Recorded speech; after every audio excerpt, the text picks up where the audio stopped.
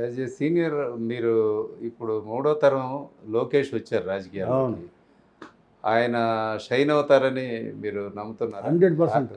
100% రెండు ఆ పిల్లవాడు చిన్న పిల్లవాడు ఉన్నప్పటి నుంచి నాకు తెలుసు. 3 ఏళ్ళప్పుడు కూడా నేను ఎత్తుకున్నాను. ఓకే. ఏదో మీటింగ్ జరుగుతుంటే లోపలికి వచ్చేసింది. నన్ను పిలిచి శాస్త్రి వాళ్ళ అమ్మకి ఇచ్చారండి అని అన్నాడు. చిన్న పిల్లవాడు.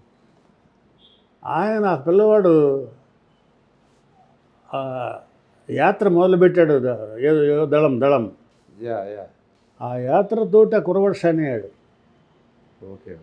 పాదయాత్ర చేశారు. పాదయాత్రలో షైన్ అయ్యాడు. వాళ్ళ నాన్నగారి పాలిటిక్స్ అవన్నీ కూడా పట్టుకున్నాడు. అప్పుడే ఆ పల్స్ పట్టుకున్నాడు. ఓకే. యువగళం పాదయాత్ర. కానీ కుర్రవాడు ఏంటంటే చుట్టూతా ఉన్నట్టు కోటరీని తప్పించుకొని జాగ్రత్తగా ఓన్ డెసిషన్స్ తీసుకునే ప్రధానంగా ఆ కుర్రవాడు వస్తే భవిష్యత్తు బాగుంటుంది. అంటే వాళ్ళ నాన్నగారు ఉన్నారు కదా సలహా ఇవ్వడానికి. ఇస్తాడు. ఆయన కాదు కదా, ఆయన ఏ విధంగా వెళ్తున్నాడు అది అబ్జర్వ్ చేస్తున్నాడు పిల్లవాడు. ఇది తొందరపడి ఇప్పుడు కేసులు పెట్టాలని ఎంతసేపు లోపల వేయటం అందరినీ వేసేయచ్చు లోపల ఒక రోజున. అవును. కాదు కదా ఇది. ఇంత వాళ్ళు ఏమనుకుంటారు, అవతల వాళ్ళు ఏనివాడు అరెస్ట్ చేయనివాడు బాబు గారు మనం అరెస్ట్ చేయలే అనుకుంటారు. కేసు ప్రూవ్ కావాలి, ఏమన్నా లీగల్గా మ్యాటర్ ఉండాలి కదా, విషయం ఉండాలిగా. వాడిని అరెస్ట్ చేయడానికి లేకపోతే అటు బిల్లు తెచ్చుకుంటాడు. దాని పని అది చేసుకుంటుంది. సో అందుకని తొందరపడకూడదు రాజకీయాల్లో. పదవులు వచ్చేవాళ్ళకి వస్తే ఇప్పుడు ఏదో కార్పొరేషన్ అవన్నీ వేస్తారు. ఏం చేసుకుంటాడు ఆయన? అన్నింటిగానే ఉంటాడు అధ్యక్షుడిగా. జిల్లాల వారీగా అందరికీ ఇస్తారు. ఈ జిల్లాలో వీడు మొన్న ఏం పని చేశాడు, వీడు ఎక్కడికి వెళ్ళాడు, వీడు ఏం చేశాడు, వీడు ఎవరికి ఎగ్నెస్ట్ చేశాడు, వీడికి పదవి ఇస్తే ఎవరు ఎగ్నెస్ట్గా ఉంటారు, పదవి ఇస్తే ఎవరు అప్రిషియేట్ చేస్తారు.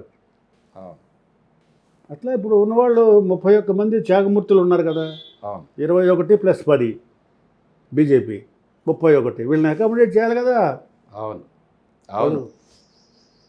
వాళ్ళు ప్రజల్లో 24 గంటలు ఉండేవాళ్ళు సీట్లు లేదు. ఇప్పుడు త్యాగం చేశారు కదా వాళ్ళకి. ఎగ్జాంపుల్ శర్మ వర్మ.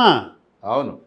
సో అది సంగతి. అన్నగారి విషయం వర్మ అన్నగారు ఏంటంటే అందరికీ ఆ రోజుల్లో కూడా ముద్రగడ పద్మనాభం కానీ, అర్రామ జోగయ్య కానీ, ఇటువంటి వసంత నాగేశ్వరరావు కానీ, కే కృష్ణమూర్తి గారికి, వీళ్ళందరూ కూడా ఇటువంటి వాళ్ళకే మంత్రి పదవులు ఇచ్చాడు. వాళ్ళ చేత పని చేశారు వాళ్ళు. తెలంగాణలో కూడా అసలు తెలుగుదేశం ఆంధ్రా కన్నా తెలంగాణలో బలంగా ఉంది ఆ రోజుల్లో. నేను ఇన్ఛార్జి 3 జిల్లాలకి, కర్నూలు, ఖమ్మం, వరంగల్ ఇన్ఛార్జి నేను. ఈ 3 జిల్లాలకి బాబు గారు నన్ను ఇన్ఛార్జి వేశారు అందులో.